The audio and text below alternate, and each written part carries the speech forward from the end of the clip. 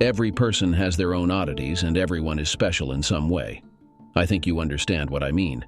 And in my life, I have met a lot of people with strange habits or peculiarities.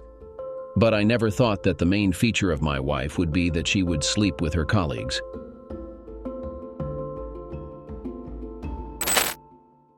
What options does a man have in this day and age?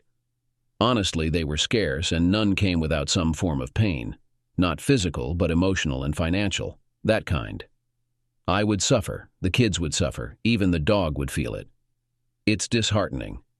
I never imagined facing such a challenge. Growing up in middle-class Albany, my concerns were always about school, sports, and girls. Girls were the challenge. I liked them, then loved them. Looking back, maybe I loved them too much. Or perhaps that's not quite accurate. Without that level of affection, I wouldn't have 2 kids. No, my issue was simple.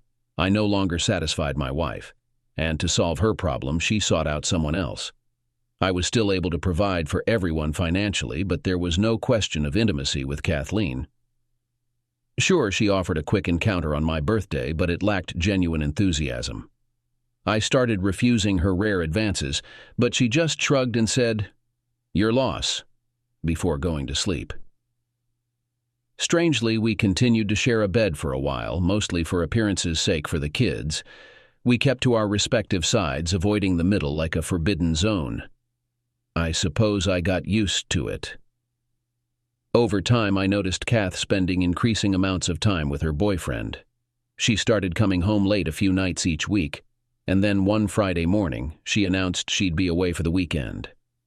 When I inquired about her plans and who she was going with, she simply replied that I didn't need to know. And honestly, I didn't particularly care to know. These occasional weekend trips gradually became a regular occurrence, happening twice a month. The kids became curious and questioned her whereabouts, to which she always replied, "Helping a friend."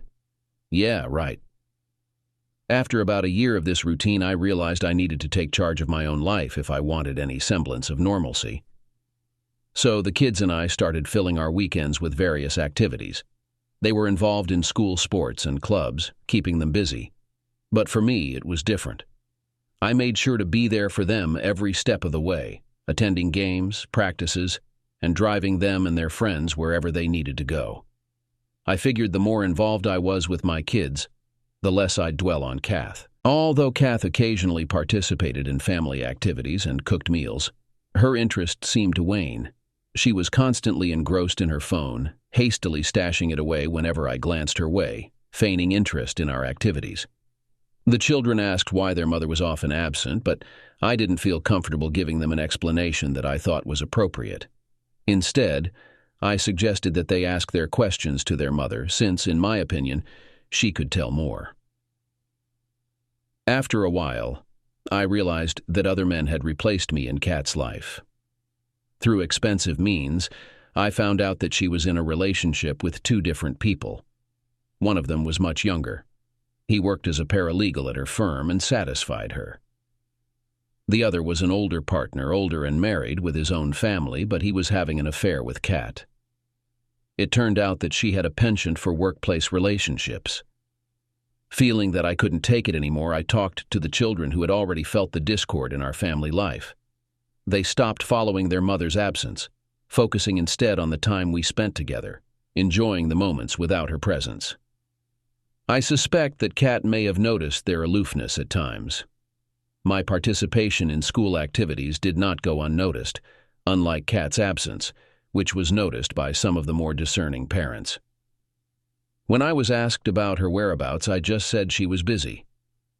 I retrieved my old bicycle from the garage and took it to a shop for maintenance and a thorough checkup, then resumed cycling. The initial rides were enlightening. Neglected muscles reminded me of my sedentary habits. I found myself relying more on Voltaren after those initial outings. There's a local mountain biking group in the city, so I joined them for a ride, which turned out to be immensely enjoyable, albeit painful afterward. Typically, we'd head to the Fox and Hound pub for a pint afterward. Much needed, I must say. It was a delightful experience. As a result of my cycling endeavors, I shed a few pounds. My waist size decreased to 31 inches, and I now wear medium-sized, slim-fit shirts. I went from 185 to 160 pounds, which complements my 5FT11 in. Stature quite well. I've also incorporated lunchtime gym sessions into my routine, conveniently located on the ground floor of my workplace. With my flexible schedule as a CPA management consultant, I can even bring work along if needed. I opted for those clear plastic aligners for my teeth. A couple of my teeth were starting to shift, so I wanted to ensure everything was aligned properly. My parents had invested a significant amount in braces for me when I was younger, and I didn't want to disregard their investment. Plus, it would set a good example for my own kids, who would likely need braces soon. I mainly wore them at night, and Kath never seemed to notice, or at least never mentioned it. The kids persuaded me to update my wardrobe for better-fitting clothes. We headed to Tommy Hilfiger at the mall, where my cousin, a manager, scored me a 40% family discount. It was too good to pass up. I also got contact lenses, which provided ample entertainment for the kids, as I struggled to put them in at first. It felt like I was poking my eyes with a thumb initially, but I eventually got the hang of it. I still wear glasses while working, though I picked out new frames with the kids' help. Apparently, horn-rimmed black frames are trendy now. Funny how things change. Back in my teenage years, we called them birth control specials. A fellow parent from school extended an invitation for me to join a barbecue at her place. She's a divorced mother of two and works as a nurse at the hospital. Given the high divorce rate, there are quite a few single parents with children at our school. The event was scheduled for early evening and was adults only, indicating there would likely be alcohol served. So I arranged for a babysitter, made sure the kids understood the need for good behavior, and attended. It turned out to be quite enlightening. It appears that Kath's extramarital affairs weren't as covert as she believed. She had been spotted with her paralegal boyfriend at various restaurants and clubs in the city. Nurse Marilyn tactfully inquired about Kath's connection to the tall, well-built man she was seen dancing with. I paused, took a sip of my beer, and attempted to craft a response that would salvage some dignity for both myself and Kath. However, we had surpassed that point. With the cat out of the bag, there was little reason to obscure the truth. So I admitted that Kath maintained a separate social life from her family. When asked if I enjoyed a similar privilege, I confessed that I was in the process of establishing one for myself. The reaction, marked by raised eyebrows, was quite telling. Gradually, my life began to undergo a transformation, as did the lives of our entire family. With the children growing and becoming increasingly involved in sports and other activities, our time for other pursuits dwindled. Consequently, my own free time became even scarcer. To alleviate this, I gradually delegated some of the kids' responsibilities back to Kath. Remembering the sage advice that tackling a daunting task is like eating an elephant, one small bite at a time, I began to transfer chores and children's events to Kath and carve out time for myself. I splurged on a new Trek mountain bike and invested in a newer Subaru Outback, equipped for off-road adventures that I craved. Engaging in various regional events, I relished the physical exertion and the thrill of navigating through mud. By the event's end, I would be coated in it, a feeling I embraced wholeheartedly. So Kath's life underwent a transformation as well. I came to the realization that she too could contribute to our family responsibilities. She often complained about the demanding nature of her job as a lawyer, emphasizing the long hours required for success. While some of that may have been true, it was overshadowed by her involvement with two other men and her attempts to compensate by frequently being away. At that point, I reached a state of indifference. I began emailing her my schedule, asserting that I too was busy, and she needed to find a way to prioritize our relationship over her affairs. This approach had some success. It restricted her freedom while granting me a bit more autonomy. Simultaneously, something else began to occur. I started forming new friendships, particularly with women. Initially casual, these connections deepened as I became more acquainted with women within the mountain biking community, and I found that they reciprocated my feelings. It was a surprising revelation that bolstered my self-confidence. which had been eroded by Kath's infidelity. I couldn't help but question why my wife would seek intimacy elsewhere if I were meeting her needs.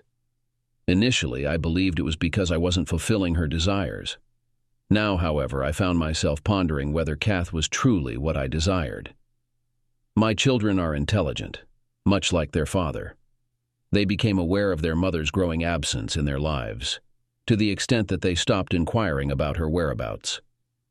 As I began spending more time away, pursuing my own interests, the children informed me that their mother was delegating their care to their friends' mothers. Frequently, I would return home to find a note on the kitchen counter stating that the kids were at another house with their friends and that Kath would be back the following day. What on earth is going on? I realized that things needed to change and that Kath's relevance was diminishing rapidly. I visited a family law attorney recently. The meeting was highly informative. The laws of New York State primarily prioritize the well-being of children involved in any marriage. Typically, mothers are granted custody of the children, unless they are deemed unfit to care for them. However, I knew this argument wouldn't hold much weight, especially after disclosing that my wife was also a lawyer and providing her name. Consequently, my attorney immediately assumed that I had little chance of gaining full custody of my children.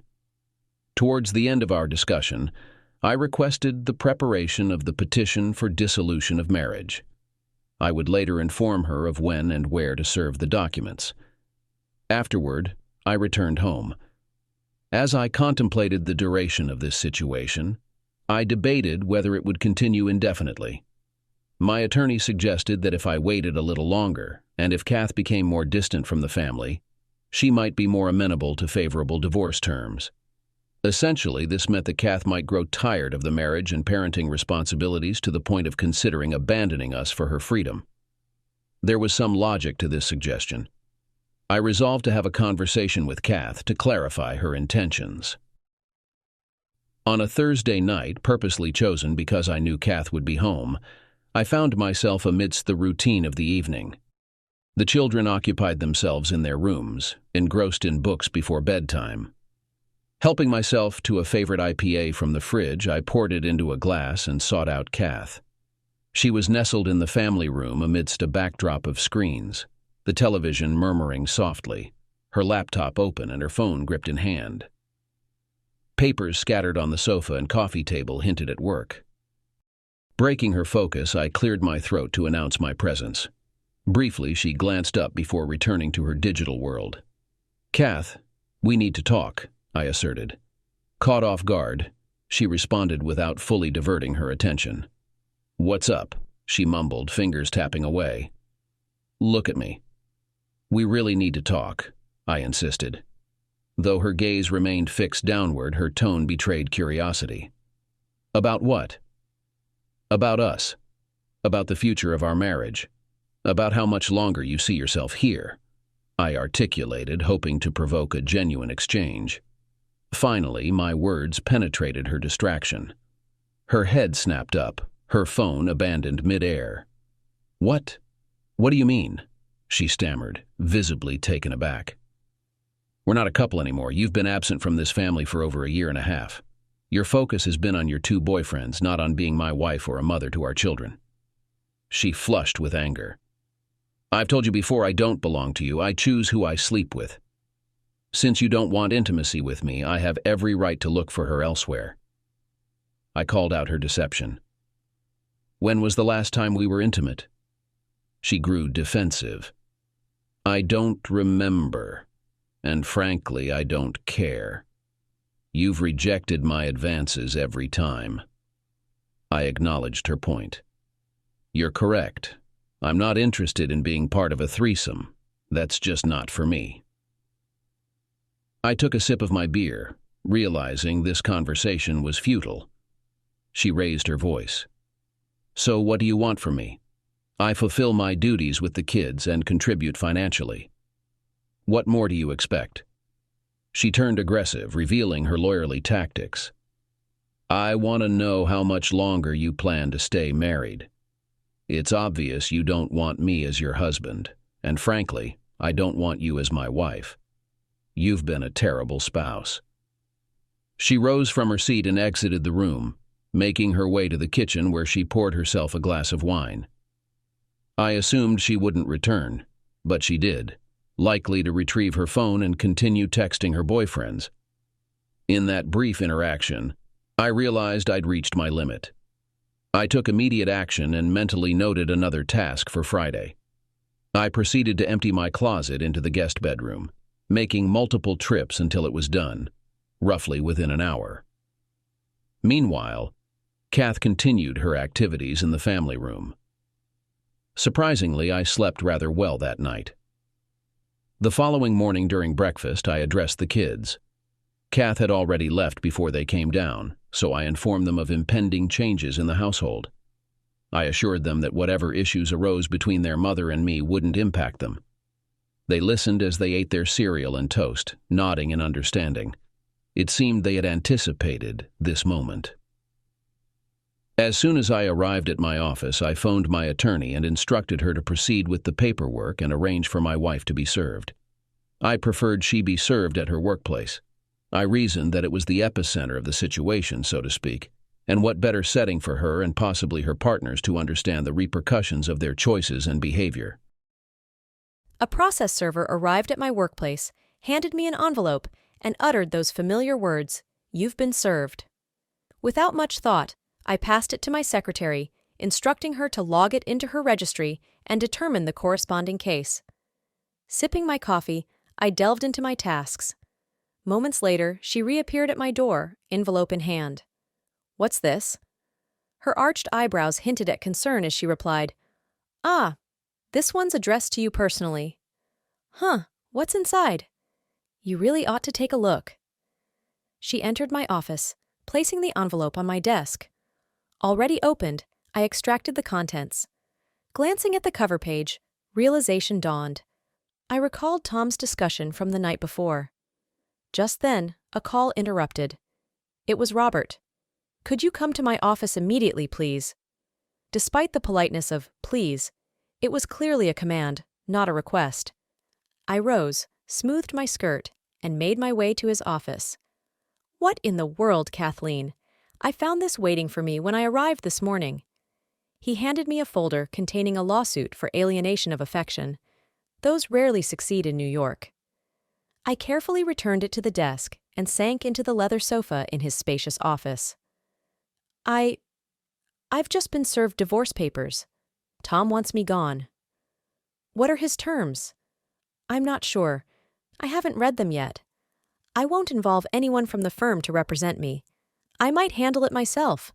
I don't want gossip spreading." "You're damn right you don't." His voice was angry. "Because if Judy discovers what you and I have been up to, she'll cause chaos, and it'll cost me more than I'm willing to pay." Robert has teenage children, a large house with a hefty mortgage, and a lifestyle to maintain. He and his wife Judy are well off, but a divorce would hit him financially and damage his reputation, both at the firm and in the wider community. Why am I worrying about Robert? My own storm is brewing, and I need to address it quickly. Oh no, my stomach feels terrible. I rushed to the restroom adjacent to the office and barely made it to the toilet before vomiting. I grabbed a bottle of water, shut my office door, and began reviewing the paperwork. My legal instincts kicked in, and I jotted down some notes on a yellow legal pad. Tom was going all out. He was alleging adultery as the grounds, providing the names and addresses of both Robert and James. He asserted that I had been engaged in a relationship with them for about 2 years. Furthermore, he demanded full custody of the children, arguing that my frequent absence from our family and home made him the more suitable parent. My ability to fulfill parental duties was called into question, with an attached document detailing the time I spent with Robert and James over the past year. Damn. Additionally, Tom sought possession of the house, half of our savings, and requested child support from me until the kids finished university, which would be years away. The twist here was what aspect would draw disapproval from the family court judge. Tom insisted on a comprehensive medical examination for the presence of diseases and demanded to identify all my bed partners since we got married. Damn! A judge might sympathize due to health concerns. That alone would be difficult to refute. Tom insisted on me leaving the house, claiming I no longer set a good example for the children. Essentially, he labeled me as promiscuous. Neither Robert nor James ever visited my home. I ensured that. I attempted to reach Tom, but his cell phone went directly to voicemail. I left a frustrated message, which in hindsight might not have been the wisest choice. Subsequently, I left several more messages, urging him to reconsider and suggesting we work on reconciling our situation. Initially, I contemplated visiting his office, but I doubted I'd get past the receptionist. Nonetheless, I felt compelled to act swiftly. I drove there, and surprisingly managed to bypass the receptionist by confidently strolling in as if I belonged. She didn't even glance up. Unfortunately, Tom wasn't in his office. After waiting for about an hour with no sign of him, I left, realizing I had other pressing matters to attend to. I shifted into damage control mode. Upon returning to my office, the situation escalated further. Another process server delivered an envelope containing a temporary court order, prohibiting me from residing in my home for the next 30 days, or until a formal hearing could resolve certain issues. I was granted a brief period to retrieve essential personal items, clothing, and work-related documents or equipment. However, scheduling a time to do so required contacting a court clerk, with the earliest availability being tomorrow at the soonest. Tom's attorney had already become involved, putting me at a disadvantage from the start. I texted Kath, informing her that I would prepare a bag for her and deliver it to her office. I requested her to provide me with a list of items she needed, or alternatively she could return home and have my lawyer oversee her packing. Despite being at home all day, I received a call from my boss informing me that Kath had been waiting in my office for over an hour. He ensured she was not disturbed, for which I expressed gratitude. Later in the afternoon, Kath arrived at the house knowing the kids would be returning from school. I reminded her, "You're aware that the court order prohibits you from being here. Why would you behave in such a manner? It's unnecessary and frankly absurd. Are you trying to keep me away from the kids? What's your motive?" "Oh, come on, suddenly you're the concerned parent eager to be with the kids? What about all those weekends you spent with your boyfriends? The weeknights you missed bedtime routines? The kids' activities you couldn't make time for? You prioritize spending time with your boyfriends over your children and me." I was getting quite loud at this point. "And now you're calling me ridiculous? If you wanted a divorce so you could be with other people, why didn't you just say so? Why all the drama? Tell me." What I do or don't do is none of your business. Who I have relations with is not your concern. You had the opportunity to be intimate with me every week, but you let it slip by." "My opportunity? Are you kidding me? You offer me leftovers, and when I refuse to risk getting an STD from you and your boyfriends, all you do is ignore me." "Well now it's my turn to ignore you. Take what you came for and leave. Now." Kath stepped back, her face flushing with embarrassment. I reached for my phone and dialed my lawyer. When she answered, I explained, "It appears my wife is disregarding court orders and has come here unaccompanied by any court official to collect some of her belongings. She instructed me to take a photo of her if possible and assured she would contact the police to intervene." As Kath slowly packed her things, 2 female police officers arrived as anticipated. I briefed them on the situation and presented a copy of the court order. After some deliberation, I directed them to the master bedroom. They ascended the stairs, and, after a heated exchange, they escorted Kath downstairs to the kitchen. To say she was furious would be an understatement. She was unleashing her anger on the officers. The leading officer instructed her to calm down, warning that they would handcuff her and take her to the station if she didn't comply. Another officer glanced at me and inquired if I wished to press charges. Taking a deep breath, I declined. I felt that the message had been adequately conveyed, indicating my frustration with her over the past year and a half, and that we had reached a breaking point. The commanding officer escorted her upstairs, while Kath gathered her suitcase and some work items from the office before departing through the front door to her car. I returned indoors, shut the door, and contacted my lawyer to report the incident. I possessed several photos of Kath with the officers. A few days later, my attorney phoned me to relay that Kath's lawyer, who felt she needed a family law specialist as Kath's expertise lay in corporate law, had requested a meeting. The intention was for the four of us to calmly discuss matters and resolve everything. Seeing potential in expediting the process, I agreed to a face-to-face meeting, scheduled for 2 days later in my lawyer's conference room. Meanwhile, back at home, the children were understandably curious about their mother's whereabouts as her prolonged absence was unusual. Although she had been away before, she typically concocted fictional stories to explain her absences. Whenever she briefed them, I would feign a cough or chuckle, prompting her to shoot me a scornful glance. Arriving slightly early for the meeting, I conferred with my lawyer to review our overarching objectives and strategize on persuading Kath that it was in her best interest to cooperate. What Kath's lawyer failed to disclose beforehand was their strategy: to assert that things had spiraled out of control, that Kath deeply regretted any unwitting pain she had caused me, and that our marriage was invaluable to her. They proposed resolving all issues through marriage counseling and advocated for her immediate return home to me and the children. Right.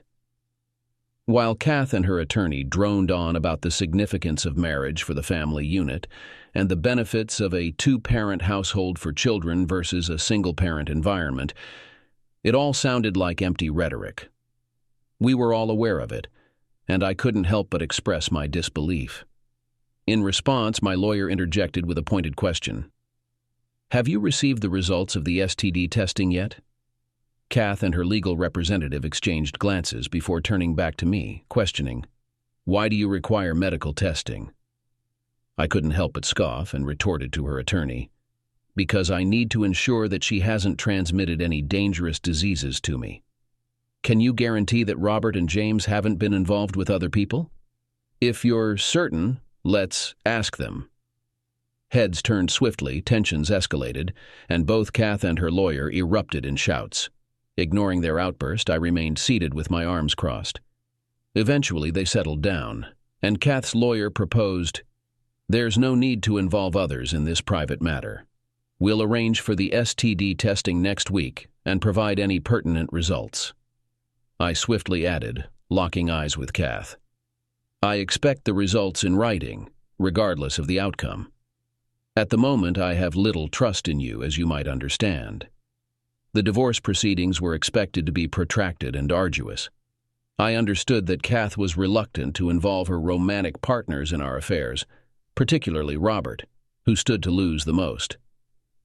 I was aware that serving him a subpoena to testify about his affair with a subordinate at the law firm would be detrimental. It would likely damage his career and strain his marriage, resulting in significant personal and professional repercussions. James presented a different situation. His silence could be secured through either threats of termination or incentives, like a promotion, and financial compensation. He was not married or cohabiting, but my investigation revealed his diverse preferences, which could disrupt the stability of the law firm. Any scandal would have adverse effects on the business, and Kath had much at stake. Weeks turned into months, during which there were court appearances aimed at overturning the previous order, denying Kath access to the house. Eventually, she succeeded in having it overturned and returned home triumphantly, only to find the house empty of both the kids and me. We had gone to Disney World in Florida. My phone buzzed incessantly with calls and texts from Kath asking where we were. I finally responded after some time, stating that the kids and I were busy enjoying ourselves. After that, I switched off my phone for the rest of our time in Florida. During the plane ride back home, I braced myself for the daunting task of managing the household and everything else. Upon landing in Albany, I took a moment to call my lawyer, who advised me to avoid aggravating the situation and to speak as little as possible to Kath. She was working diligently to reinstate the order keeping Kath away from the house, though she warned it might take some time. I resigned myself to the fact that life was going to be extremely challenging in the coming weeks, and indeed it was. Kath was overjoyed to reunite with the kids, embracing them tightly as we pulled into the driveway. It took some effort for the kids to free themselves from her embrace and retreat to their rooms. Meanwhile, I kept busy by gathering the kids and my own dirty laundry and starting the washing machine. Kath found herself in the kitchen, a departure from her usual habitat, trying her hand at cooking for us. The aroma, well, it resembled that of burnt old sneakers. Disgusting. I resorted to my phone and ordered Chinese takeout. Upon its arrival, I summoned the kids to the kitchen and served them. They eagerly devoured their meal while their mother bombarded them with questions about Disney World.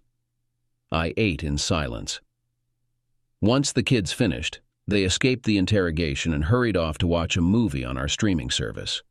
Meanwhile, I tidied up the kitchen with Kath watching closely. Seated at the table, she murmured, "I missed the kids and you so much, Tom." Her words were barely audible, but I couldn't ignore them. "Where were your friends? I assume they were eager to keep you company," I remarked. The subsequent clash in our conflict turned out to be merely the beginning skirmishes. "I'm not committed to anyone else, Tom. I want us to be a family and move forward with all the tasks we have ahead. I know you may doubt it, but I love you deeply," I interjected, "just not enough to remain faithful." Ignoring my remark, Kath continued, "I've scheduled an appointment for us with a marriage counselor. We need to restore our marriage. It's a good starting point." "Do you really believe that will help?" "I do. We must identify what matters most and focus on those effects." And she kept talking endlessly. I left the kitchen and she trailed me to the bedroom, talking all the while. I closed the door in her face. I noticed she had unpacked and intended to sleep in the master bedroom. I sighed, realizing the challenges ahead. I gathered her belongings and went to the door, opening it to toss everything into the hallway. Some items hit her head, momentarily halting her monologue. I shut the door. She reopened it, carrying her things back inside. And so it began, or continued. Damn it. So the following weeks were rather interesting. Kath's approach to our situation was to act as if there weren't any significant issues at hand. She dismissed my concerns as exaggerated and seemed to downplay the fact that she was involved with 2 other men. She argued that in today's society, such behavior was normal and didn't mean she loved me or our children any less. Despite my objections, Kath took the initiative to seek marriage counseling from the family law judge. Unfortunately, I couldn't attend the court session that day. I suspected she scheduled it purposely. And my lawyer failed to convince the judge that our marriage was beyond repair and counseling would be futile. The judge insisted that even worse marriages had been salvaged through counseling, so we were ordered to undergo 10 sessions. Kath and her lawyer arranged for us to meet with the marriage counselor. I assumed that once the counselor understood the full extent of our situation, they would agree that our marriage was over. I couldn't have been more mistaken. Kath had selected a counselor who embraced the modern belief that marriage was more adaptable and flexible than traditional norms suggested. According to this counselor, in the 21st century, we needed to redefine monogamy as part of a broader understanding of commitment, emphasizing independence alongside dedication. I couldn't help but laugh. When I suggested that this could benefit us as a couple, both Kath and the counselor assumed I had relented, allowing Kath to have her cake and eat it too. So, when I stood up, thanked the counselor for her insights and declared, "I believe we're finished here," they stared at me, puzzled. I knew Kath thought she had triumphed, but I thanked them genuinely. I thanked them for clarifying our new marital agreement. When the counselor asked what it meant to me, I replied, "It's quite simple, and I appreciate you both for helping me see that." Kath spoke first. "Tom, thank you for being so understanding, dear." "You're welcome, Kath, and thank you, Dr. Snow. You've both played a crucial role in simplifying my life." Kath's demeanor resembled that of a Powerball lottery winner as she exclaimed, "That's fantastic, darling. We'll undoubtedly make better partners for each other, and I'm eagerly anticipating rekindling the intimacy we once shared. I want to make love to the man I adore." Well, I want to make love to the woman I adore." Both Kath and Dr. Snow wore broad smiles, feeling their mission had been accomplished. They believed I was conforming to their expectations. Yeah, right. However, Dr. Snow, not as convinced of their success as Kath, requested a private conversation with me. While Kath celebrated her triumph, the seasoned marriage counselor remained cautious. I agreed to return and promised to arrange a meeting with her assistant, who guarded the door. After leaving the marriage counselor's office, we headed home. Kath was affectionate during the drive, reaching for my hand in the car, her expression conveying much. Upon arriving home, I retreated to the home office to handle emails and update my lawyer. Later, as Kath tended to putting the kids to bed, I changed in my room. Emerging, Kath noticed my preparations to leave. "Where are you off to, Tom?" she inquired. I met her gaze. "Oh, it's my bike club meetup night. I might be back late, so don't wait up. Goodbye." I left swiftly before Kath could respond. The club had organized a 30-mile bike ride that evening, followed by a social gathering. I intended to partake in both. During the ride, I ended up getting quite muddy, and afterwards at the pub, I savored a pint of Guinness. Knowing that 2 single female club members were aware of my separation and impending divorce, I didn't hesitate to socialize with them. Both women were delightful company, prompting me to ask one of them out for a date on Saturday evening, which was 3 days away. Upon arriving home a little past midnight, I found Kath already asleep. After undressing, I headed for a shower, rinsed my muddy biking attire in the laundry room sink, and tossed them in the washing machine. I then retired to the guest bedroom for the night. The next morning, I was up bright and early, preparing to leave for work. Kath appeared in the kitchen just as I was about to depart. She seemed a bit flustered, asking, "What time did you get home last night?" I glanced at her while packing my lunch and pouring a cup of coffee for the commute. "Around midnight," I replied. She inquired further. "What time will you be home tonight?" I answered, "Around 6. You'll need to pick up the kids from school today." With that, I exited the house. Thursday and Friday evenings followed a similar pattern, marked by sparse conversation between us.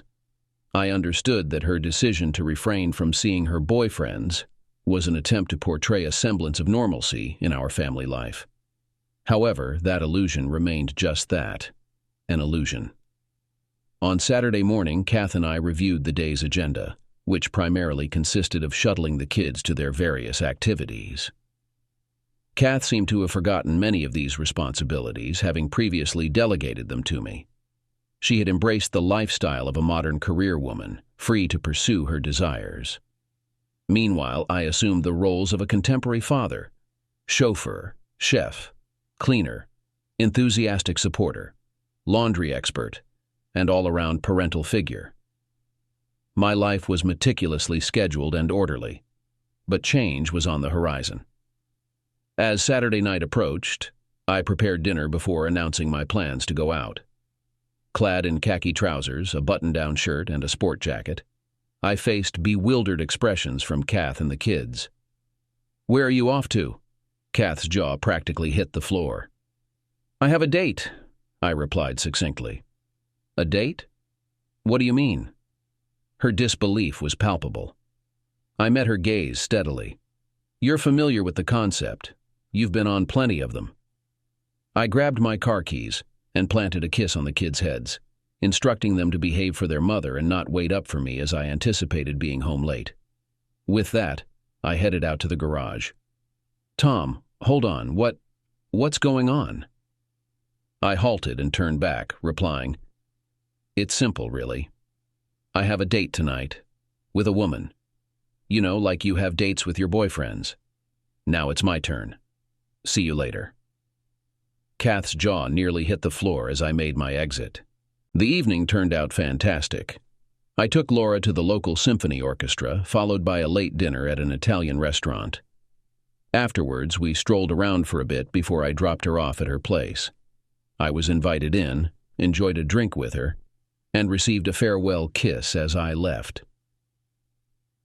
Laura expressed having a wonderful time and expressed interest in doing it again soon. I reciprocated, telling her how much I enjoyed our time together and promising to call her later in the week so we could plan another outing. True to my word, I called her and we arranged another date.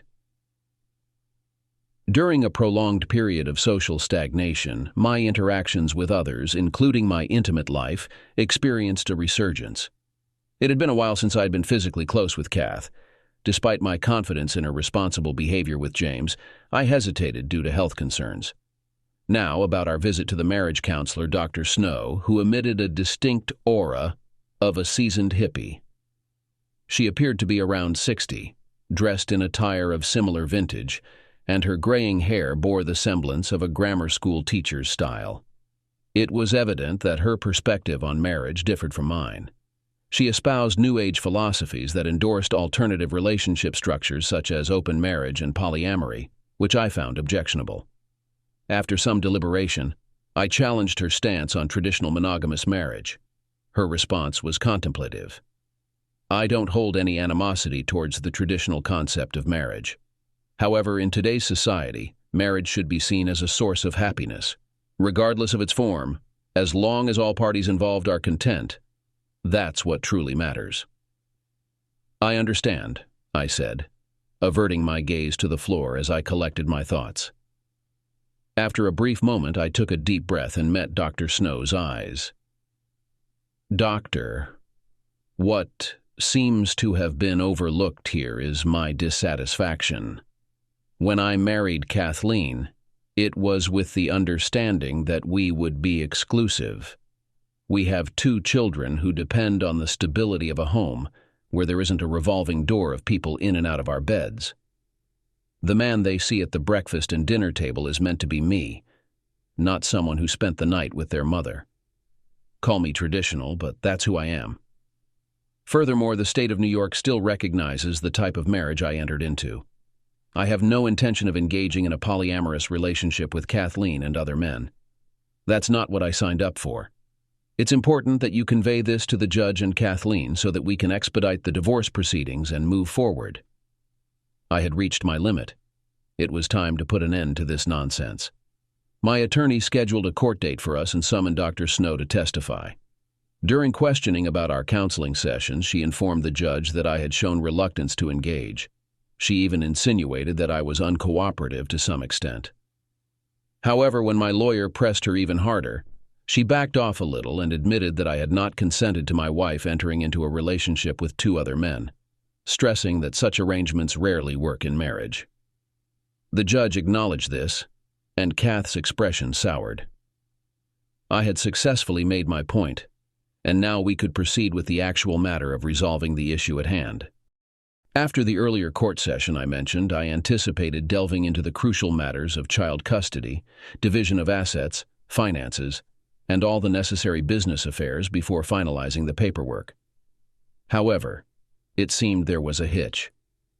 Upon returning home that evening post-court session, I found Kath in the kitchen with a glass of wine. She looked at me and said, "We need to talk." I was taken aback by her words. "Talk now?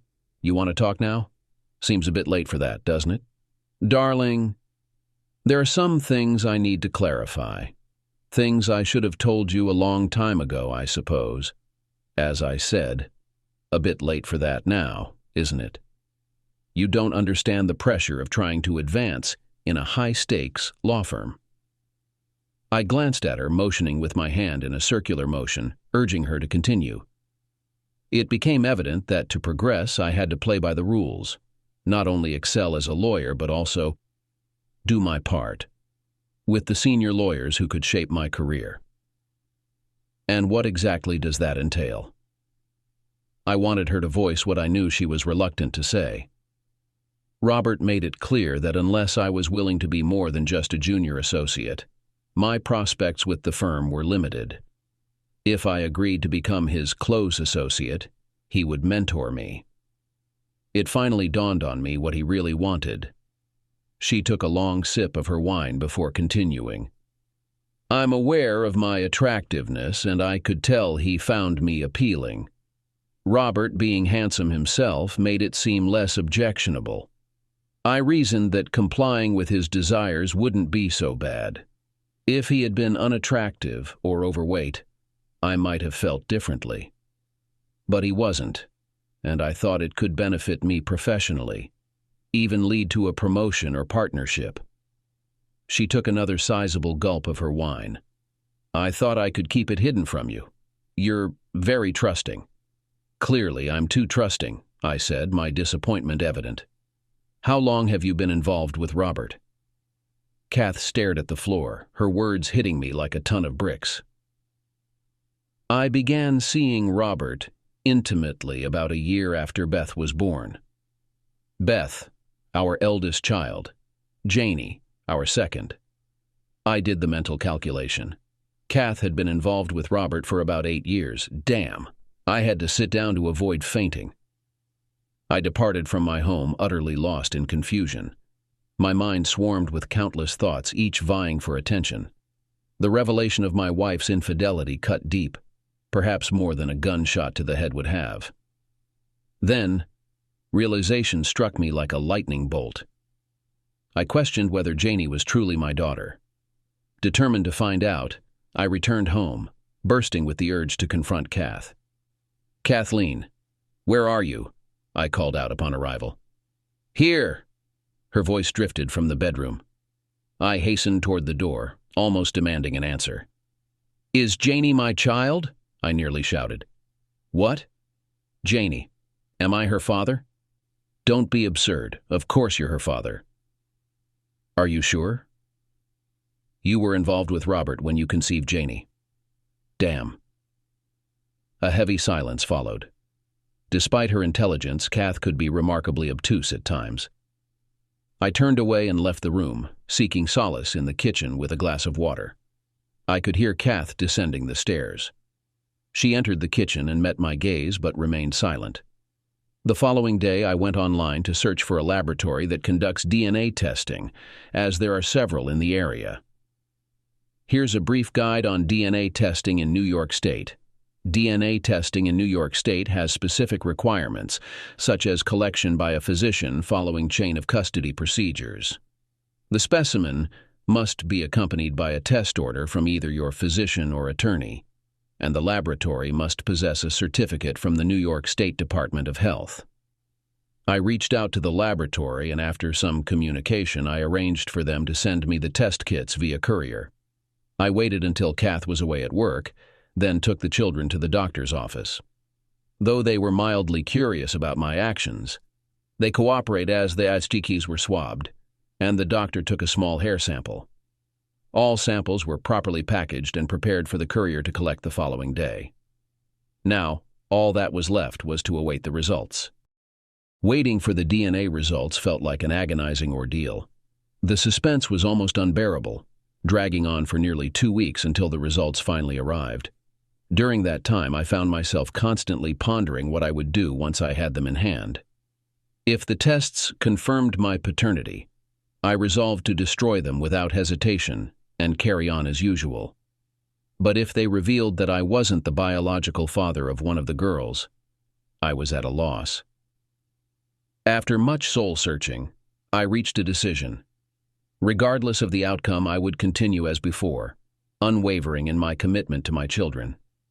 I even entertained the notion of not even looking at the results. Ultimately, that seemed like the best course of action.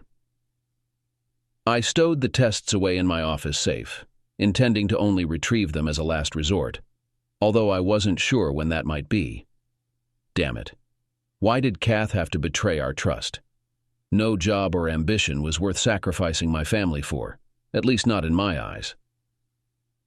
The next time I spoke with my wife was to inquire about her plans for after our divorce was finalized.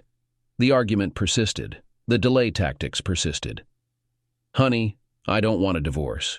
You, me, and the girls are a family. We need to stay together. I love you, Tom.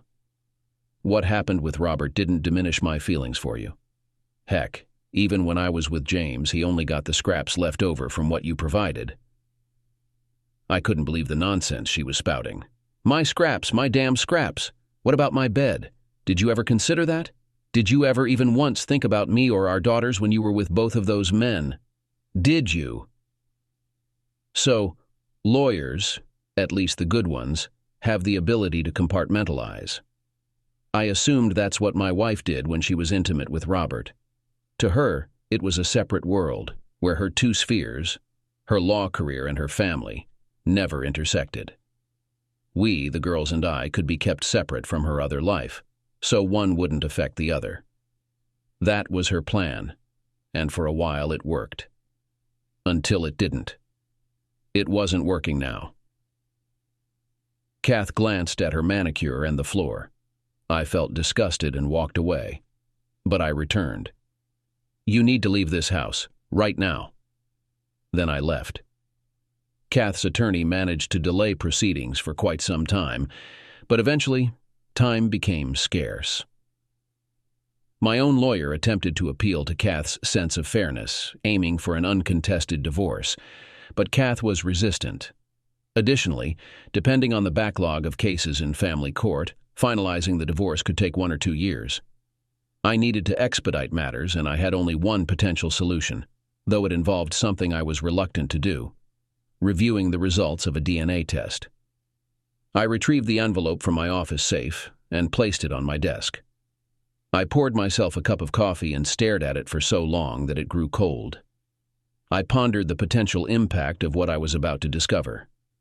Regardless of the outcome, I knew it wouldn't alter my feelings towards my children. With a letter opener, I carefully opened the envelope. Inside were 4 sheets of paper, which I unfolded and smoothed out before me. As I read, my world fractured a little more. In that moment, I felt a surge of anger towards Kath greater than any love I had ever felt for her. She had disclosed what I believed was mine.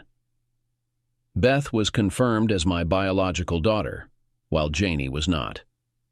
I made 3 photocopies of the documents before returning the originals to the envelope and securing it back in the safe. I knew what steps I needed to take next. I contacted Robert's office and spoke with his secretary to schedule a meeting with him. She was unaware of my identity and scheduled me for an appointment a week later.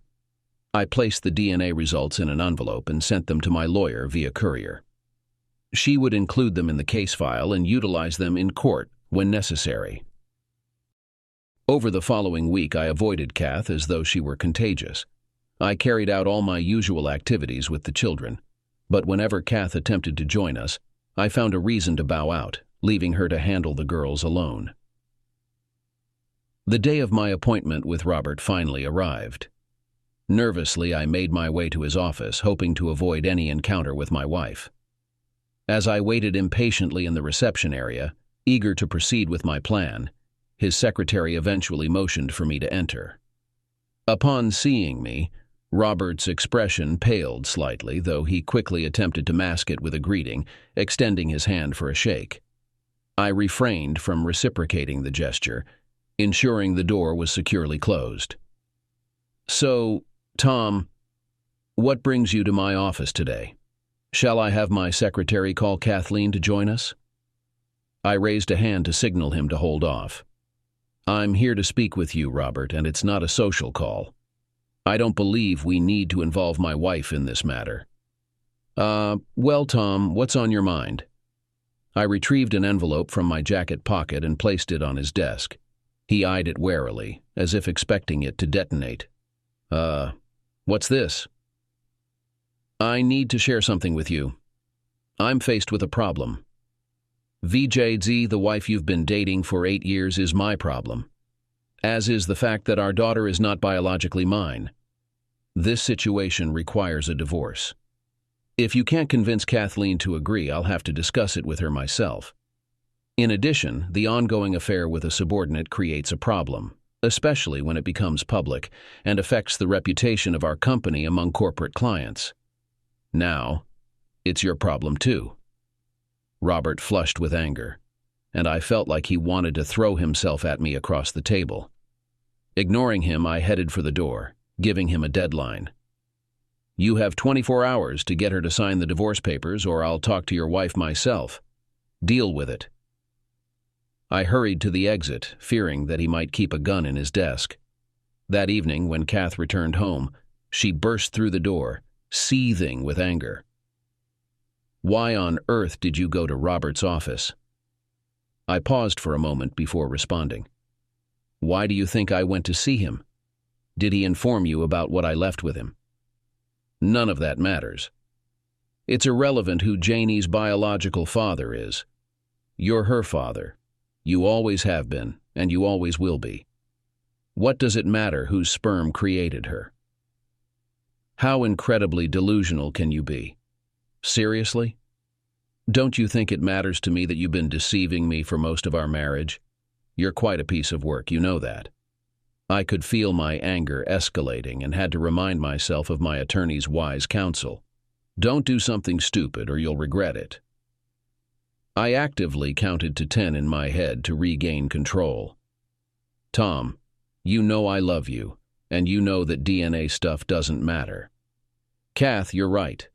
DNA doesn't matter when it comes to Janie. She's my daughter and always will be. I'll fight for her just as I will for Beth.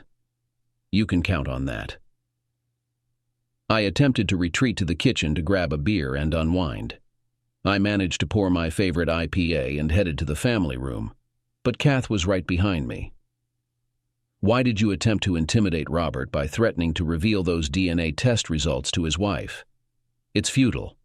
Robert is currently taking steps to obtain a court order preventing you from approaching his home or family and to have the DNA evidence sealed. Is that so? Darling, we need to put aside thoughts of divorce and focus on being a family. I'm going to start preparing dinner. Would you like to help me? With that, she turned and headed to the kitchen. I could hear the clatter of pots and pans, the banging of utensils, and the general noise of cooking. It seemed as though she believed that cooking would somehow solve all her problems and make me forget how dishonest she had been throughout our marriage.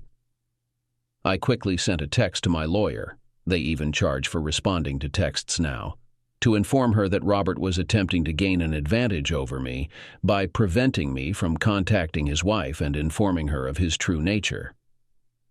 What both Kath and Robert seemed to forget was that I know how to use a phone, and obtaining a phone number isn't difficult. Since his wife is involved with a few charitable committees, it wouldn't be too hard to meet with her and have a conversation. And that's precisely what I did. The affluent abide by a different set of rules compared to the rest of society, as I've always understood but was reminded of during my conversation with Mrs. Robert, Judy. Money indeed grants privilege, with substantial wealth yielding entitlement.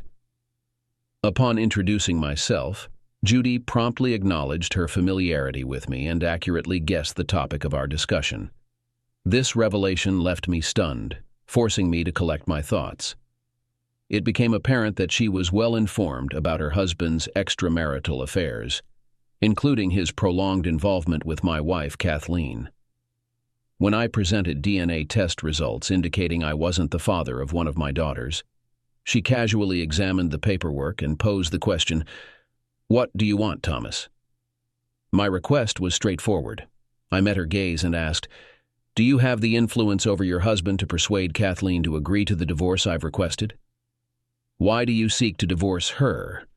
Is she not a satisfactory wife that you wish to part ways?" she inquired. "I find it surprising you'd ask such a question.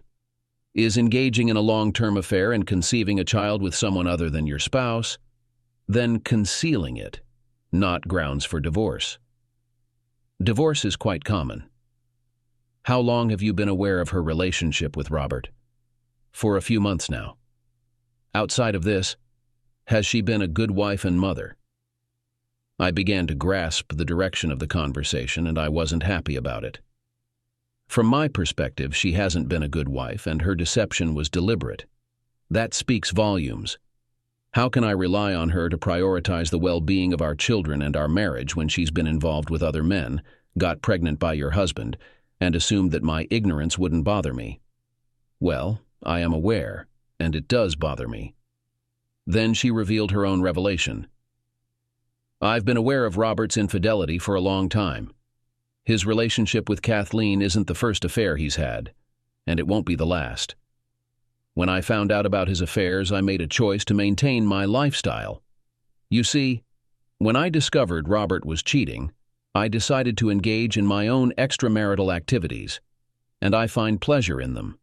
I don't intend to stop them anytime soon. Oh my God. This person was just as misguided as my charmingly deceitful wife. Listen, I don't care what you do, but when your husband starts meddling in my affairs, I take great offense. Please tell him that it is in his best interest, as well as yours, to convince Kathleen to stop resisting the divorce, sign the documents, and everyone can return to intimacy whenever and wherever they please. Just make it happen. What do you mean by my best interest? In case you haven't noticed, you hold a high social status in the community. A scandal involving your husband wouldn't reflect well on your social standing. You need to figure it out. I turned and walked away, feeling tainted by the encounter. A few days later, I was at home with the kids playing in the driveway when Kath arrived and stepped out of her car looking visibly upset. Later, after dinner, while the girls finished their homework, Kath expressed a desire to talk. She explained that Robert and his wife had a serious conversation about the repercussions of his affair with Kathleen becoming public knowledge. They were concerned about the impact on their social circle, as well as on the firm and their conservative clients. They understood that a scandal of this nature could harm their business. Realizing the potential consequences for his comfortable life and his wife's reputation, Robert had a sincere discussion with Kath. He encouraged her to seek a peaceful resolution to their divorce disagreement, emphasizing that failing to do so could hinder her advancement to full partner in the firm. It all seemed straightforward. Finalize the divorce if she wanted to secure her employment. Simple, right? I assured Kath that we could talk after putting the girls to bed. Meanwhile, I retrieved the petition for dissolution of marriage from my briefcase and reviewed it to ensure it covered all the necessary points. Placing it in front of Kath, I left her to consider it. Upon returning from putting the girls to bed, I found Kath in the family room sipping her favorite wine. The document lay on the table with a pen atop it. "I'm going to miss this house," she said. 6 months later, the house was sold, and the final financial arrangements were resolved. My daughters and I relocated to a slightly smaller residence, albeit one featuring a separate garage with an attic and a petite in-ground pool in the backyard. While not as extravagant as our previous home, it fulfilled all our requirements. Additionally, my daughters were able to continue attending the same school, and even the dog has taken a liking to it. Kath's main focus was on her career and the influence and status that came with being a lawyer at the top firm in the area. Although she initially believed she wanted a family, ultimately we weren't included in her vision of success. I had sole custody of the girls, yet Kath could visit them whenever she wished, typically limited to the occasional weekend. Initially, she aimed to be an actively involved mother, but gradually she became distant. On Beth's birthday, she sent a gift, but did not attend the celebration. You might expect to hear that I found an amazing model. But no, my social life was gradually improving, and I started a relationship with the one I mentioned earlier, Laura. Our relationship deepened, and we enjoyed each other's company. Perhaps I could have avoided divorce if I had ignored Kat's infidelity and continued to live in a marriage that was outwardly contented, but morally compromised. But I'm not like that. Despite my flaws, I have standards, especially when it comes to my children. Their well-being is my priority, and I strive to provide them with a stable upbringing. This is a simple principle, at least for me. After the chaos subsided, I appreciated my new life and accepted it. As I mentioned earlier, Laura is in her early 30s. She is a wonderful woman, attractive, physically strong, and with a great sense of humor. She genuinely cares about my children, and they adore her. She even gets along with the dog. What more could I ask for? You tell me. Okay, here's a little joke for you. A husband asks his wife, "Why don't you tell me when you get pleasure from intimacy?" The wife responds, "I don't want to bother you while you're busy at work."